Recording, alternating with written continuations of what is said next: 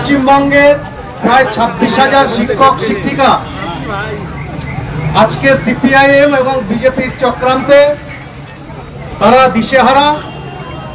কিন্তু আমাদের নেত্রী মুখ্যমন্ত্রী মাননীয় মমতা বন্দ্যোপাধ্যায় তিনি ইতিমধ্যে ঘোষণা করেছেন সর্বতভাবে তিনি এই কর্মহারা শিক্ষক শিক্ষিকার পাশে থাকবেন। আমরা প্রদেশ তৃণমূল যুব কংগ্রেসের আহ্বানে আজকে চাকদা ব্লক এবং চাকদা শহরে তৃণমূল ছাত্র পরিষদ তৃণমূল যুব কংগ্রেসের আহ্বানে এই মহামিছিল সংগঠিত করলাম। আজকে চাকদা শহরের সভাপতি মাননীয় দেবকৃষ্ণ মজুমদার, চাকদা শহর আইএনটিটিউসির সভাপতি, চাকদা পৌরসভার সিআইসি মাননীয় তাপস অধিকারী, চাকদা শহর তৃণমূল যুব কংগ্রেসের সভাপতি ভাই অনিল, চাকদা শহর মহিলা তৃণমূল কংগ্রেসের সভানেত্রী অনামিকা দাস, চাকদা ব্লক তৃণমূল কংগ্রেসের সহসভাপতি সংগ্রাম গো ঠাকুরতা, পঞ্চায়েত সমিতির সভাপতি অশোক মণ্ডল সহ বিভিন্ন কর্মাধ্যক্ষ এবং পঞ্চায়েত সমিতির মেম্বাররা, চাকদা ব্লকের 10টা গ্রাম পঞ্চায়েতের অঞ্চল সভাপতি, সিনিয়র নেতৃত্ব বাদল রায় মুখার্জি, পরেশ ঘোষ, তীব্রজ্যোতি দাস, আমাদের পঞ্চায়েত সমিতির দলনেতা অসীম ঘোষ, প্রত্যেকটা অঞ্চলের প্রধান উপপ্রধান সহ মেম্বার, ছাত্র যুবর সভাপতি এবং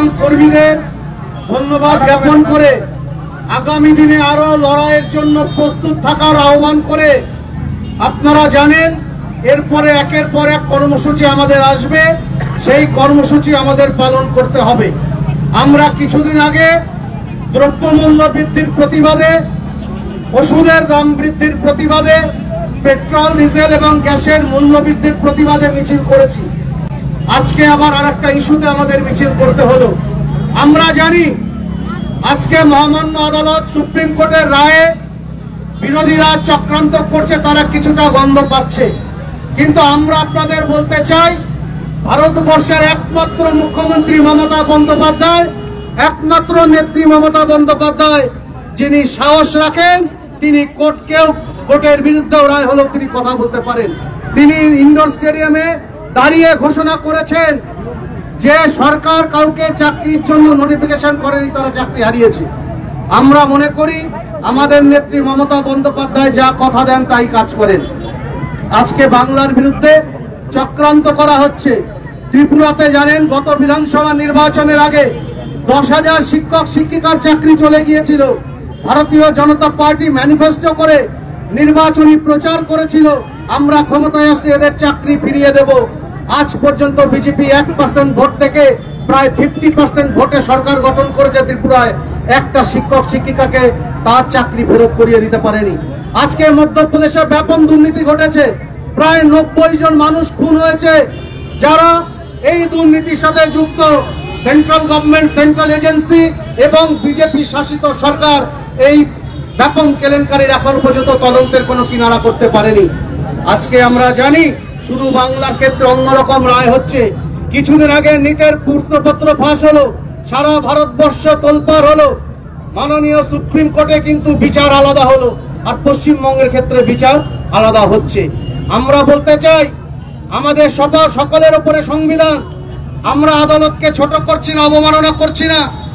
ভারতবর্ষের সুপ্রিম কোর্ট বা কোনো হাইকোর্টের জাস্টিসের বাড়িতে যদি নগদ কোটি কোটি টাকা পায় তার ক্ষেত্রে কিন্তু তার পানিশমেন্টের ব্যবস্থা নেই, তাকে জেলে যেতে হয় না, তাকে শুধু ট্রান্সফার পোস্টিং করে আজকে উচ্চ আদালত চুপ করে বসে আছে। তাই আপনাদের বলবো লড়াই প্রবল থেকে প্রবলতর করতে হবে। আর ভারতীয় জনতা পার্টির যিনি এখানকার বিধায়ক, যাকে এই বিধানসভা এলাকায় মানুষের কোন উপকারে লাগতে আমরা দেখিনি, তিনি কালকে এই থানার সামনে ডেপুটেশন দিয়েছেন 20 থেকে 25 জন মানুষকে নিয়ে। আমরা আপনাদের কাছে বলি আমাদের মাননীয় মুখ্যমন্ত্রী প্রত্যেকটি মানুষের সুখে দুঃখে পাশে থেকে কাজ করছেন। সেন্ট্রাল গভর্নমেন্ট 100 দিনের কাজ বন্ধ করে রেখেছে, অন্যান্য স্টেটে সেই কাজ চলছে, কিন্তু আমাদের বাংলায় আমরা বঞ্চিত হচ্ছি। আজকে আপনারা জানেন আমরা যারা বাংলা আবাস যোজনার থেকে বঞ্চিত হয়েছিলাম, আমাদের নেতা অভিষেক বন্দ্যোপাধ্যায় দিল্লি অব্দি আন্দোলন নিয়ে গেছিল। আমাদের নেত্রী মমতা বন্দ্যোপাধ্যায় বলেছিলেন ফার্স্ট ফেজে প্রত্যেক গ্রাম পঞ্চায়েত ধরে ধরে আমরা প্রচুর মানুষের এখানে ঘরের ব্যবস্থা করেছি।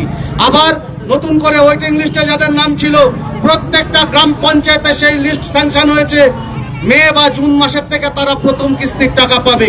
আমরা বিভিন্ন গ্রাম পঞ্চায়েতে, পঞ্চায়েত সমিতি, গ্রাম পঞ্চায়েত, জেলা পরিষদের উদ্যোগে রাস্তাঘাটের ব্যাপক সংস্কার করবার চেষ্টা করছি। চাকদার বড় জলজান্ত সমস্যা, আমরা এর আগে মিছিল করে সিংহরাটে বলেছিলাম, চাকদা চৌমাথা থেকে বসন্ত কুমারী বালিকা বিদ্যাপীঠ অবধি এই রাস্তা আমরা চওড়া করব। আমরা ব্যবসায়ী সংগঠনের সাথে যৌথভাবে রাস্তা পরিমাপ করেছিলাম। আমরা মাননীয় পঞ্চায়েত মন্ত্রী, মাননীয় পৌরমন্ত্রী, মাননীয় পূর্তমন্ত্রীর কাছে আমরা পর্যন্ত দরবার করেছি। আপনাদের জানিয়ে রাখি, যারা ধান গাছ লাগিয়ে বৃষ্টিতে প্রতিবাদ করেছিল রাস্তা অবরোধ করে, আমরা সিংহরহাট থেকে বলেছিলাম রাস্তার টেন্ডার হওয়ার পরে যেদিন কাজের শুভারম্ভ হবে, শিলান্যাস হবে, সেদিন যেই সব নেত্রী বামপন্থী এবং বিজেপির ঘাস লাগিয়েছিলেন, ধান গাছ লাগিয়েছিলেন, সবার আগে তাদের বাড়িতে কাঠ পাঠিয়ে আমরা নেমন্তন্ন করব উদ্বোধনে আসার জন্য। আপনাদের আশা দিয়ে রাখলাম, আমাদের পূর্ত দপ্তর থেকে মাননীয় মন্ত্রী পুলক রায় সারা রাজ্যে 63টা প্রকল্প মমতা বন্দ্যোপাধ্যায়ের স্যাংশনের জন্য রেডি হয়ে গেছে। 64 নম্বর কাজ নতুন করে চাকদা মনগার কাজ তিনি ফিনান্সকে পাঠিয়ে স্যাংশনের জন্য।